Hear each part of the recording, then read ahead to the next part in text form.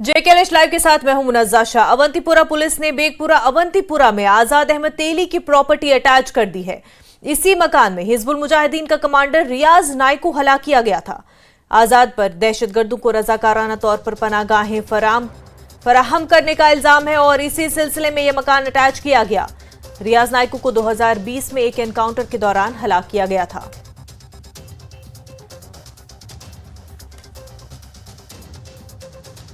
हमारे नुमाइंदे सईद मंजूर इस वक्त हमारे साथ जुड़ चुके हैं। मंजूर, ये जो कार्रवाई अवंतीपुरा पुलिस ने की है, इस हवाले से हमें तफसीलात फराहम करें।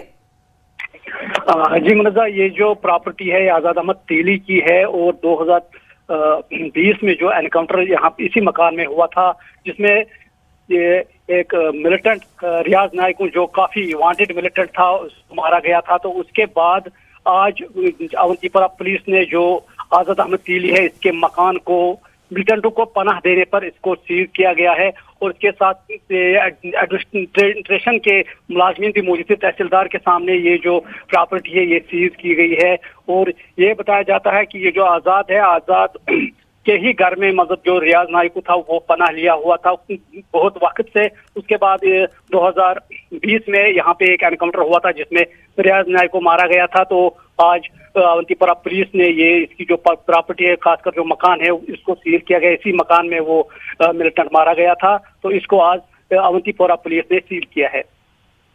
तो अवंतीपुरा पुलिस ने कार्रवाई की है इस हवाले से, और वहां पर जो मकीन थे उनका कुछ बयान सामने आया हो, इस हवाले से पुलिस से भी कोई बातचीत हुई हो? नहीं, उनकी तरफ कोई बयान सामने नहीं आया। जो ये मकान है ये अभी अंडर कंस्ट्रक्शन है। जो उनका पुराना मकान था, जहाँ पे वो पुराना मकान था जिसमें एनकाउंटर हुआ था, वो मकान जमीन बोस हो गया था उस टाइम। लेकिन अब उन्होंने ये जो दोबारा दूसरा मकान बनाया, तो उसी मकान को ये अभी अंडर कंस्ट्रक्शन है। इसमें ये खानदान रहता नहीं है अभी, लेकिन एक अंडर कंस्ट्रक्शन में है और उसी मकान को अब सील किया गया है। जो लवाइकिन है, लवाइकिन ने कुछ नहीं कहा इस हवाले से। तो लेकिन ये जो प्रॉपर्टी है अभी सील की गई है मिलिटेंट एक्टिविटीज के हवाले से, खासकर जो पनाह मिलिटेंटों को दे रहे हैं, इनको जो पुलिस अब उन पर जो कार्रवाई की रही, उसी सिलसिले में ये कार्रवाई की गई है ताकि जो लोग मिलिटेंटों को पनाह दे रहे हैं वो दोबारा मिलिटेंटों को पनाह ना दे। बिल्कुल मंजूर, बेहद शुक्रिया आपका तमाम जानकारी के लिए।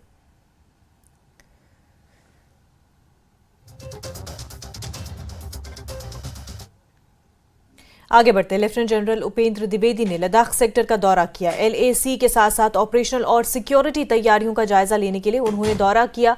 आर्मी कमांडर ने मुश्किल इलाकों और सख्त मौसमी हालात में तैनात फौजियों की इस्तेकामत और लगन को सराहा।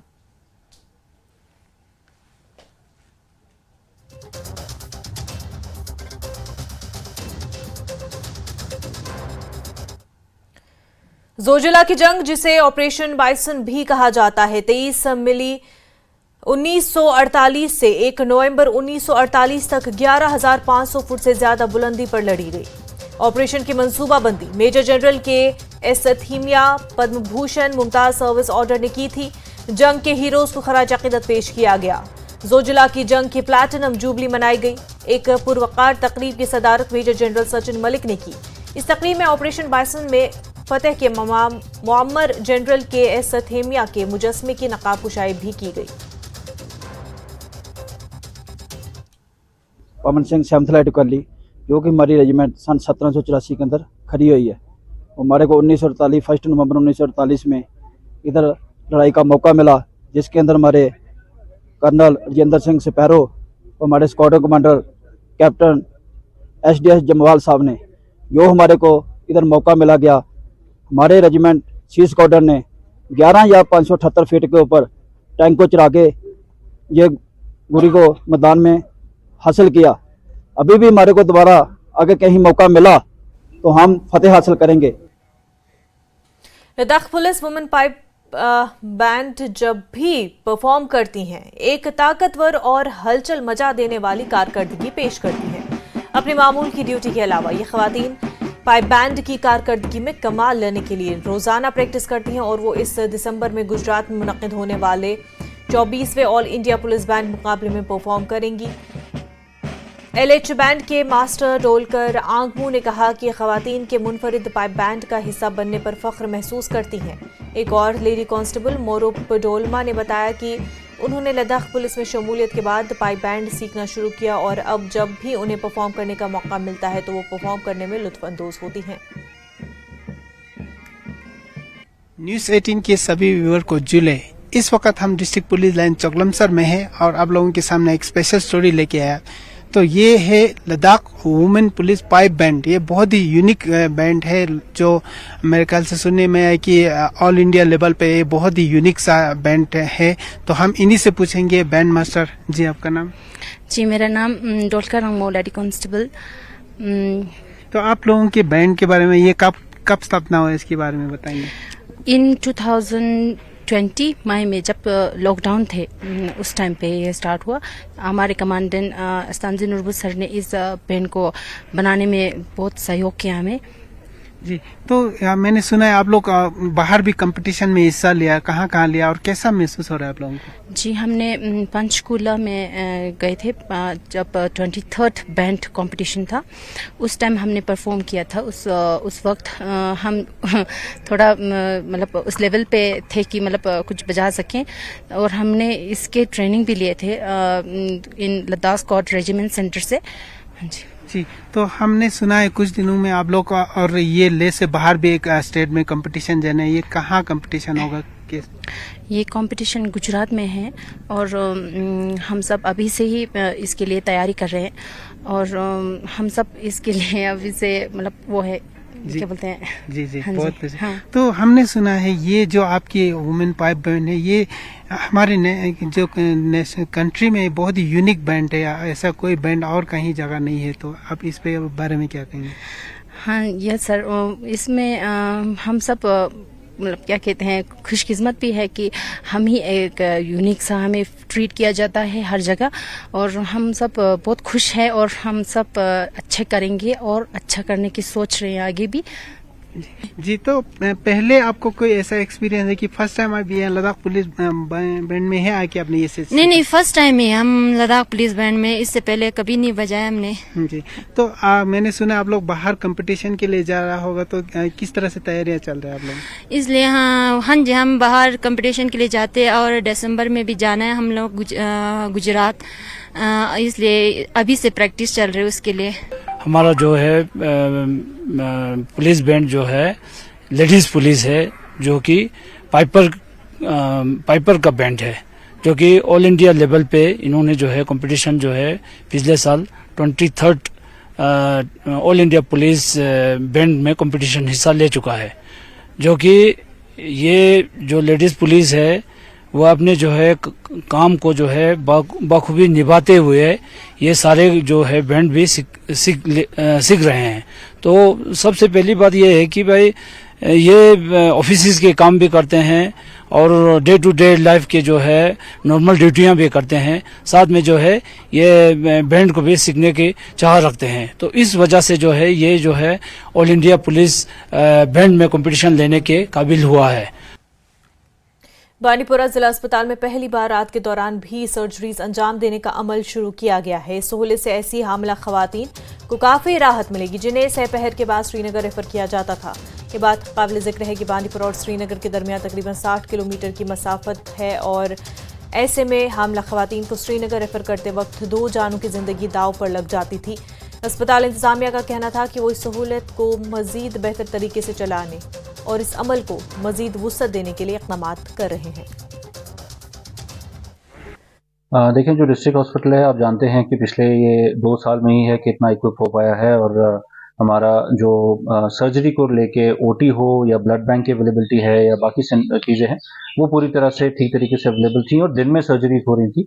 स्टाफ की किल्लत की वजह से दिक्कत थी कि हम लोग रात में ये सर्जरीज नहीं कर पा रहे थे और बड़े सारे पेशेंट्स को रेफर करना पड़ता था। बट ये चीज़ भी बड़ी इंपॉर्टेंट है कि बहुत सारे ऐसे पेशेंट्स होते हैं जिनको वक्ती इलाज मिल जाए और शाम की सर्विसेज हो पाएँ, उसके लिए कुछ एक एडजस्टमेंट्स करके और जो हमारी पूरी टीम है हेल्थ डिपार्टमेंट की, वो एमएस हैं, सीएमओ हैं, बीएमओ हैं, इन सब ने मिल के वहाँ पे ऐसा अरेंजमेंट किया है कि अब ये नाइट जो सर्जरीज हैं ये शुरू हुई हैं।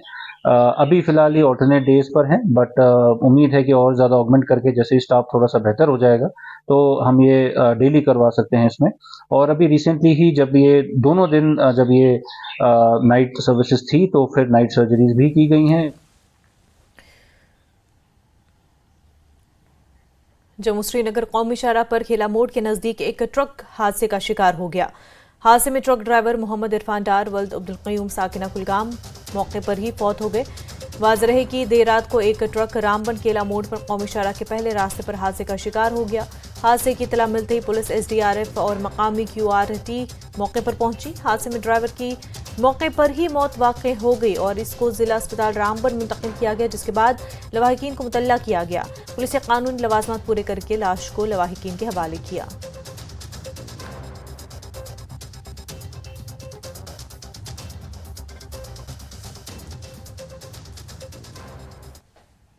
बीजेपी यूनिट बडगाम ने एक तकरीब का इनेकाद किया और इस मौके पर पार्टी के बडगाम दफ्तर का इफ्तिताह किया गया और पार्टी जिला सदर समीर शाह के अलावा दीगर पार्टी लीडरान और कारकुनान मौजूद रहे। समीर शाह ने कहा कि बीजेपी आने वाले असेंबली इंतखाबात में बडगाम की 5 सीटों पर फतेह हासिल करेगी। उन्होंने कहा कि बीजेपी एक बड़ी और मजबूत पार्टी है।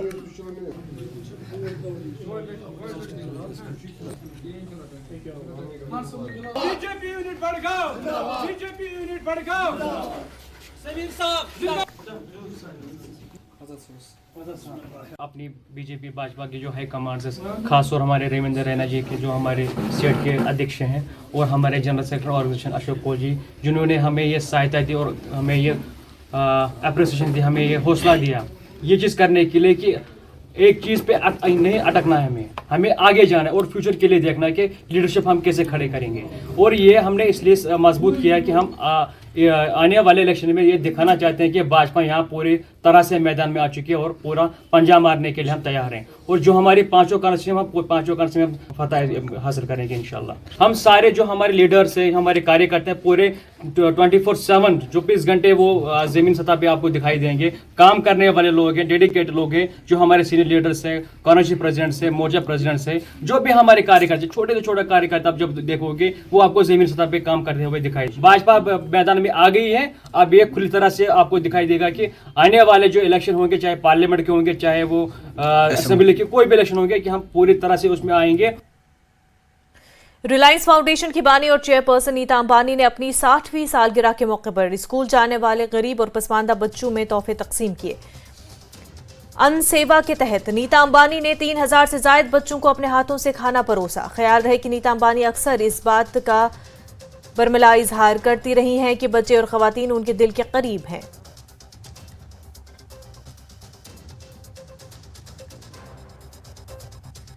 सब डिस्ट्रिक्ट अस्पताल कुपवारा में आयुष्मान स्कीम के तहत एक मुफ्त मेडिकल मेले का एहतमाम किया गया। मेले के दौरान लोगों की एक बड़ी तादाद का मुफ्त इलाज किया गया और अद्वियात भी फराहम की गई। इस मौके पर मुख्तलिफ कई माहिर डॉक्टरों को लोगों के लिए दस्तयाब रखा गया था। डॉक्टरों ने लोगों से अपील की कि वो सर्दी के इस मौसम में अपने बच्चों को इन्फेक्शन से बचाएं।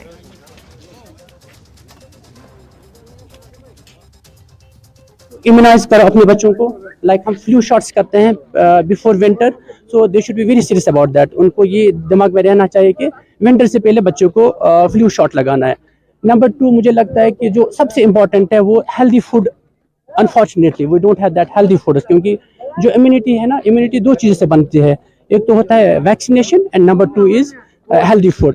तो आपके वसादत से मैं ये भी बोलना चाहता हूँ पेरेंट्स और स्पेशली टीचर्स को, क्योंकि हम स्कूल में बड़े बड़े लेसन देते हैं like good touch, bad touch.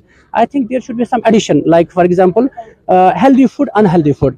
News 18 का शुक्रिया अदा करता हूँ कि आप यहाँ पे कवरेज के लिए आए। तो ये हमें जो आज कैंप चल रहा है SDH कुपवारा में, ये अंडर आयुष्मान बावा है, दिस इज हेल्थ कैंप। यहाँ पे हर एक फैसिलिटी हमने रखी है। सर्जरी डिपार्टमेंट है, मेडिसिन है, पीडियाट्रिक्स है, ऑर्थो है, गायनी है, और हमने यहाँ पे NCD भी रखा है, नॉन कम्युनिकेबल डिजीज, जो हम यहाँ पे फ्री ब्लड शुगर वगैरह वो सब करते हैं। तो जो कैंप है आप देख सकते हैं कि यहाँ पे बहुत सारे लोग यहाँ पे आए हैं, हजूम में आए हैं और कैंप का फ़ायदा उठा रहे हैं। तो ये जो कैंप है दिस आउट ऑफ फ्री, किसी को कुछ पे नहीं करना है, सब कुछ जो मेडिसिन हैं वो भी अवेलेबल है। जनूबी कश्मीर के सब जिला त्राल के छितरगाम इलाके से ताल्लुक रखने वाली एक 5वीं जमात की तालिबा जसवीन कौर ने हालिया दिनों इंडोर स्टेडियम श्रीनगर में स्टेट लेवल थिंगता चैंपियनशिप में गोल्ड मेडल हासिल करके इलाके का नाम रोशन किया। जसवीन ने अब झारखंड में मुनक्किद होने वाले कौमी चैंपियन में अपनी जगह बना ली है। जसवीन ने न्यूज़ 18 के साथ बात करते हुए कहा कि वो खेलों में दिलचस्पी रखती हैं और ओलंपिक्स में मुल्क की नुमाइंदगी करना चाहती है। उन्होंने कहा कि उनकी इस कामयाबी के पीछे उनके वालिदैन और असातिज़ा का हाथ है। इस खुशी के मौके पर मुस्लिम ख़वातीन भी जसवीन के घर जाकर उन्हें मुबारकबाद पेश कर रही हैं। में कुछ दिन पहले था चैंपियनशिप का, यहाँ पे स्टेट लेवल पे हो रहा था, तो मैंने वहाँ पर पहले मैं वहाँ पे डिस्ट्रिक्ट पे गई खेलने, वहाँ से मैंने गोल्ड मेडल हासिल किया। तो मैं इसके लिए सिलेक्ट हुई स्टेट लेवल के लिए। जब अब मैंने स्टेट लेवल पे भी मैंने खेला, जिसकी वजह से अब नेशनल के लिए मैं सिलेक्ट हुई हूँ। तो अब मैं वहाँ अब आप सब मेरे लिए दुआ करना कि मैं नेशनल पे भी जीत कर आऊँ। मैं चाहती हूँ मैं नेशनल से भी आगे तक जाऊँ। अगर आप मेरे लिए दुआ करें तो मैं कहाँ तक पहुँचूँगी। इसलिए मैं चाहती हूँ मैं बहुत मतलब कि ओलंपिक तक भी पहुँच जाऊँ। ये मेरी पोती है और इसको इतना शौक है गेम्स में, पढ़ाई में। ये स्कूल में भी काफ़ी एब्सेंट है, पढ़ाई में बहुत मतलब आगे मतलब जा रही है। और इसको हर गेम का इतना शौक है कि हम मतलब उसकी कोई बात कर नहीं सकते हैं। इसको सबसे पहले अपने माँ बाप, दादी दादे का हाथ, जिनकी दवा है, जिनके साथ ये आगे मतलब जारी है, कि हम रोकते नहीं हैं। क्योंकि बच्ची है, बच्ची को आते कहते हैं ना मतलब इनको मतलब रोको जी, ये मत जाओ, बाहर मत जाने दो। लेकिन इनको जाने दो, जो कुछ सीखेंगे। आजकल तो लड़कियां ही ज़्यादा काम कर रही हैं, लड़कियां ज़्यादा आगे हो रही है। अपने मतलब इनके जो फुफड़ जी हैं वो इनको वहाँ से आते थे, शाम को 7 बजे घर में मतलब इनको यहाँ लाते थे। कहाँ? वहाँ से स्टेडियम से यहाँ लाते थे। उनकी मतलब दवा से भी वो मतलब ये आगे मतलब कामयाब हो गई है। और अपना पापा है, इसका मम्मी है, दादी दादू है, वो अपने जितने भी गांव के हैं ये भी काफ़ी खुश हुए हैं इसके मतलब इसमें कामयाबी में। करगिल में गुज़िश्ता चंद दिनों के दौरान हुए चोरी के वाक़यात से मकामी लोगों की नींदें हराम हो गई है। ताज़ा वाक़या बारू गांव में शादी के घर में हुआ। चोर 3.5 लाख रुपए मालियत के जेवरात और 15,000 रुपए नकद लेकर रफू चक्कर हो गए और लगातार हो रही चोरी के वाक़यात से लोग बरहम है और उन्होंने सड़कों पर उतरकर नाराजगी का इजहार किया। एहतजाजियों ने इंतजामिया से फौरी कार्रवाई का मुतालबा किया। उन्होंने कहा कि जल्द से जल्द चोरों को पकड़कर सलाखों के पीछे भेजा जाए।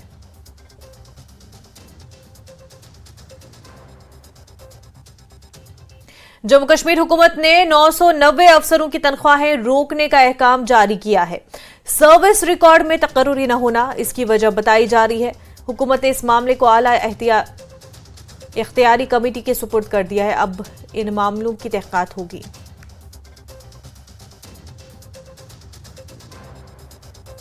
सोशल वेलफेयर डिपार्टमेंट शोपियां ने वची शोपियां में एक प्रोग्राम का इनेकाद किया। इस प्रोग्राम का मकसद दूर दराज इलाकों के लोगों को हुकूमत की जानिब से गरीब खानदानों, बुजुर्गों, बेवाओं और जिस्मानी तौर माजूर अफराद के लिए चलाई जा रही स्कीमों से आगाह करना था। समाजी, सेहत और माशी मसाइल के बारे में बेदारी पैदा करना था।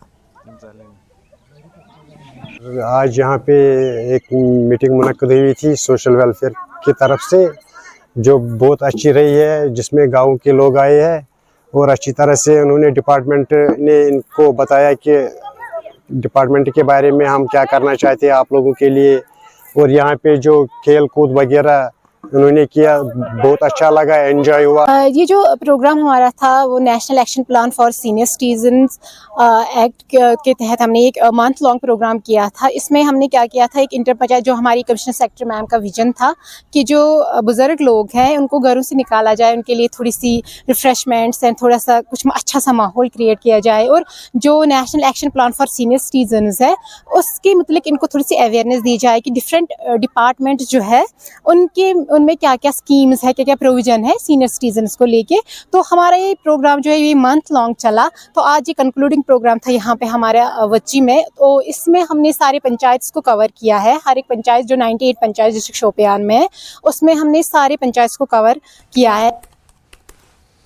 मंशियात के बारे में बेदारी फैलाने के लिए कदल फाउंडेशन ने पुलिस और सिविल सोसाइटी शोपियां के इश्तराक से मंशियात से मुतल्लिक आगाही रैली निकाली।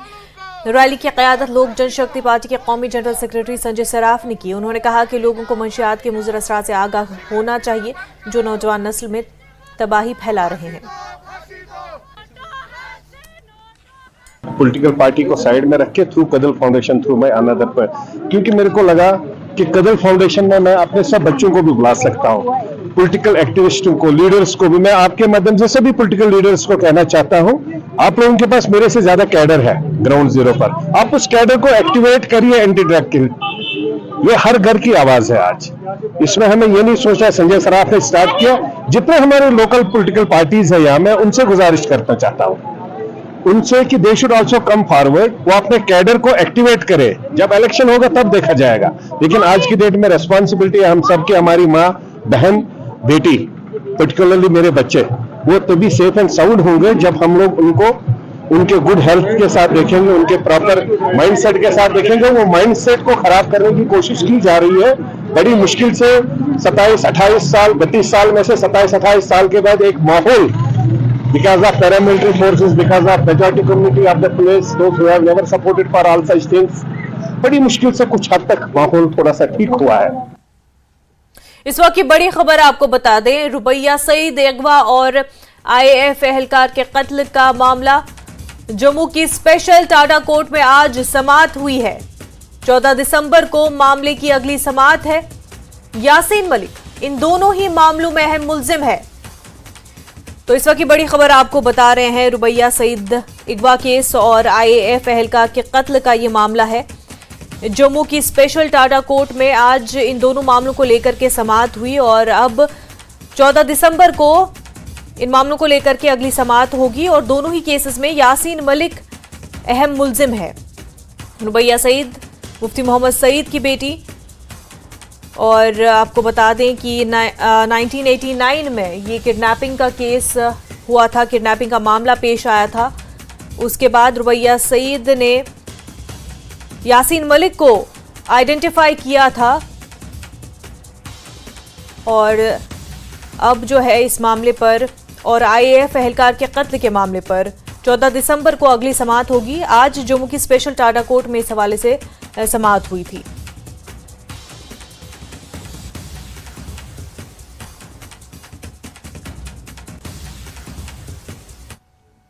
आगे बढ़ते हैं। राष्ट्रीय एकता दिवस के सिलसिले में डिस्ट्रिक्ट जेल अनंतनाग में एक तकरीब का एहतमाम हुआ। DC Anantnag Sayeed Fakhruddin Hamid, jail superintendent Abdul Hameed Naik, CMO Anantnag doctor MY Jagu के अलावा दीगर ओहदेदार भी मौजूद रहे। आयुष की जानिब से मुफ्त भी कैंप और एक योगा सेशन का भी एहतमाम हुआ।